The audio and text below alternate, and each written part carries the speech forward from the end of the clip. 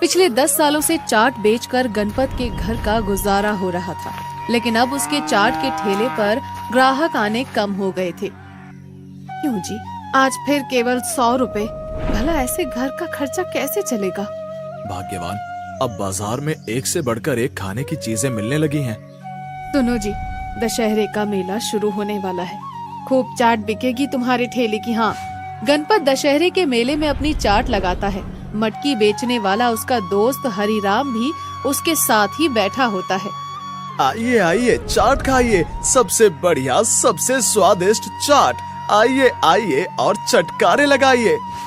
अरे भैया, ये चाट का जमाना नहीं है, ये तो चाउमीन का जमाना है। मटकी ले लो मटकी, ठंडे ठंडे पानी के लिए, मीठे मीठे पानी के लिए, असली मिट्टी के मटके।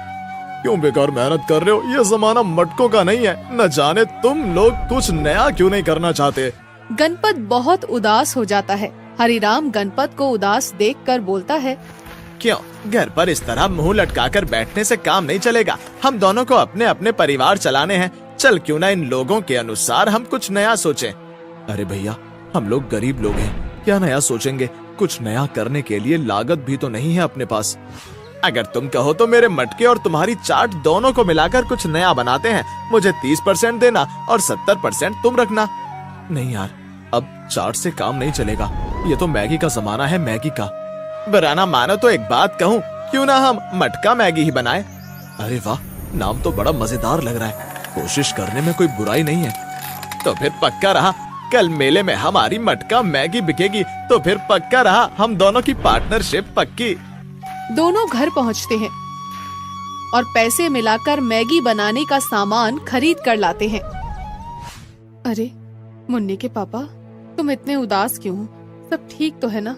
अरे भाग्यवान, कुछ भी ठीक नहीं है। मेरे ठेले से तो इतनी चाट भी नहीं बिकी कि हमारी लागत ही निकल पाए।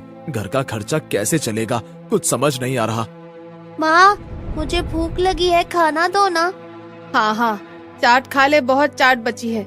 नहीं माँ, मुझे मैगी खानी है, मैगी। भाग्यवान, उसे मैगी बनाकर दे दो। जो भी हो रहा है उसमें बच्चों की क्या गलती।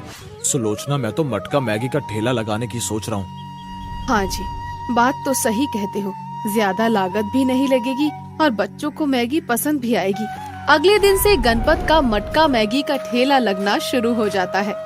आइए आइए, शहर में पहली बार सबसे नई स्वादिष्ट मटका मैगी, एक बार स्वाद तो देखें। असली मिट्टी की सौंधी सुगंध, उसमें मैगी की उठती तरंग। आइए आइए, खाइए, एक बार मटका मैगी का लुत्फ उठाइए। मटका मैगी के नाम से गणपत के ठेले पर भीड़ लगने लगती है और देखते ही देखते मटके की पूरी मैगी बिक जाती है। गणपत बहुत खुश होता है और घर पहुंचता है। अरे सुलोचना, भगवान ने हमारी सुन ली। आज तो पूरी मैगी बिक गई। आज तो कुछ भी नहीं बचा है बर्तनों में। कहाँ है मेरी बेटी मुन्नी? ये उसी का दिया हुआ आइडिया है। लक्ष्मी है वो तो। देखते ही देखते गणपत मटका मैगी बहुत प्रसिद्ध हो जाती है। यहाँ तक कि शादी विवाह या छोटे मोटे फंक्शन में भी मटका मैगी के बिना लोगों को मजा ही नहीं आता था। हरिराम बुरी तरह से जल गया और सोचने लगा, ये तो बड़ा अन्याय है। इस गणपत को मैंने ही मटका मैगी बनाने के लिए मटका दिया, पर अब ये गांव का अनपढ़ लाखों कमा रहा है और मैं केवल 30%। अगर मेरी सब्जी की दुकान भी ना होती तो देखो, मर जाता मैं। एक दिन उसके भरोसे अपना ठेला छोड़कर गणपत सामान लेने चला जाता है। भैया, ये गणपत का ठेला है ना, जरा एक मटका मैगी देना। जलन से भरा हुआ हरिराम मैगी में चिली सॉस मिलाकर ग्राहक को दे देता है और कहता है, भैया आपको पसंद है तो खाइए, वरना इस मटका मैगी को खाकर तो लाखों लोग बीमार हो गए हैं। हरिराम हर एक ग्राहक से यही बोलता और उन्हें वापस लौटा देता या फिर मिर्ची डालकर मैगी उन्हें दे देता। गणपत वापस आ जाता है। लो गणपत, संभालो अपना ठेला। बहुत से ग्राहक तुम्हारी मैगी की बुराई करके गए हैं। मुझे तो लगता है तुम्हें व्यापार बदलना पड़ेगा। अरे छोड़ो भैया, मैं तो तुम्हारे लिए एक बढ़िया आइडिया लेकर आया हूँ। तुम मेरे ठेले के पास ही जूस का ठेला क्यों नहीं लगाते? जो लोग मैगी खाएंगे वो तुम्हारा जूस भी पियेंगे। बड़ा चालू है। जूस में मैगी जितना फायदा कहाँ होता है। मेरे सामने बुद्धिमान बन रहा है, इससे बढ़िया मजा दिखाऊंगा। सीधे सीधे गणपत को हरिराम की जलन समझ में नहीं आती। वो चुपचाप घर चला जाता है और गणपत का व्यापार धीरे धीरे बढ़ता रहता है। अरे हरिराम भैया, ये मैगी का मसाला खत्म हो गया है। अगर आपके पास टाइम हो तो मैं 2 मिनट में मसाला लेकर आता हूँ। हाँ क्यों नहीं, जाओ जाओ, व्यापार तो तुम ही करते हो, हम तो खाली बैठे रहते हैं।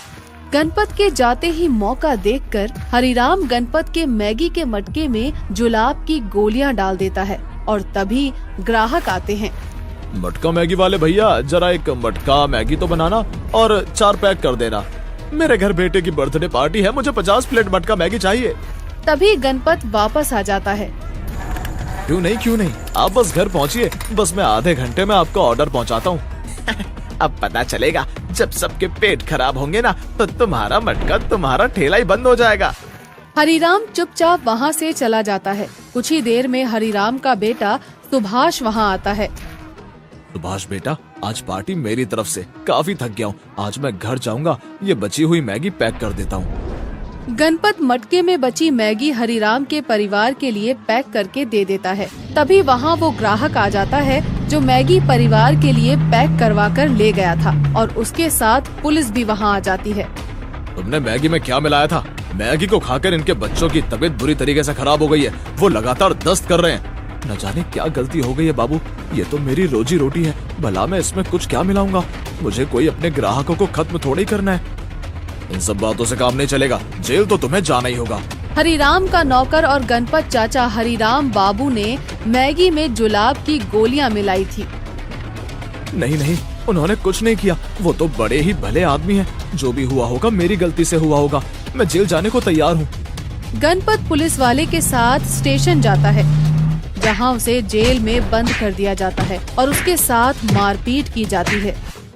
चाचा, अम्मा, दादी, सब लोग आओ, आज तुम्हारी पसंद की चीज लेकर आया हूँ, सब लोग मिलकर खाएंगे। गणपत चाचा ने जी भर के पास किया है। अरे बड़े दिल का आदमी है। सुभाष की माँ सबको मटका मैगी निकाल कर देती है। मैगी खाने के बाद सब आराम से बैठकर हंसी मजाक कर रहे होते हैं कि हरिराम भी वहाँ आ जाता है। अरे सुभाष की माँ, जल्दी से कुछ खाने को दो, भूख से दम निकला जा रहा है। सुभाष की माँ हरिराम को मैगी पकड़ा देती है और हरिराम जल्दी जल्दी मैगी खाने लगता है। तभी हरिराम की माँ जोर से चिल्लाती है, अरे दैया, मेरे पेट में बहुत दर्द हो रहा है। अरे मेरा पेट तो फटा जा रहा है। जल्दी से मुझे बाथरूम तक ले चलो रे। अरे अम्मा, पहले मुझे जाने दो, वरना कमरा ही गंदा हो जाएगा। मेरे पेट में बहुत तेज दर्द हो रहा है, मैं रोक नहीं पाऊंगा। अरे भैया, कैसी बात कर रहे हैं? मेरी तो बड़ी बेइज्जती हो जाएगी। पहले लैट्रिन नहीं जाऊंगी मैं। ये लोग अभी बातचीत कर रहे होते हैं कि सुभाष चिल्लाता हुआ बाथरूम में घुस जाता है और दरवाजा बंद कर लेता है। कुछ ही देर में हरिराम के पेट में भी उथल पुथल होने लगती है। अरे तुमने ऐसा सबको क्या खिला दिया कि सब लोग दरवाजे पर खड़े हैं? लैट्रिन के मारे मेरे पेट में भी दर्द हो रहा है। अरे आज तो मैंने कुछ भी नहीं बनाया। सुबह गणपत भैया ठेले से मैगी लेकर आया था, उसके सिवा हमने कुछ भी नहीं खाया। पत्नी की बात सुनकर हरिराम को पता चल जाता है कि ये सब उसी की करनी का फल है। हरिहर बाबू, आपने गणपत चाचा के मैगी में जुलाब की गोलियां मिलाई, ये जानते हुए भी उन्होंने पुलिस वाले को आपका नाम नहीं दिया। इस समय वो जेल में है, आपको शर्म नहीं आती? पुलिस स्टेशन जाकर हरिराम अपना अपराध कबूल कर लेता है और गणपत से कहता है, गणपत, तुम तो सचमुच बहुत बड़े दिल वाले हो। मुझे भरोसा हो गया कि जैसी करनी वैसी भरनी। मुझे माफ कर दो, मैं कान पकड़ता हूँ। इस घटना के बाद गणपत और हरिराम की दोस्ती पक्की हो जाती है और गणपत की मटका मैगी शहर शहर में मशहूर हो जाती है।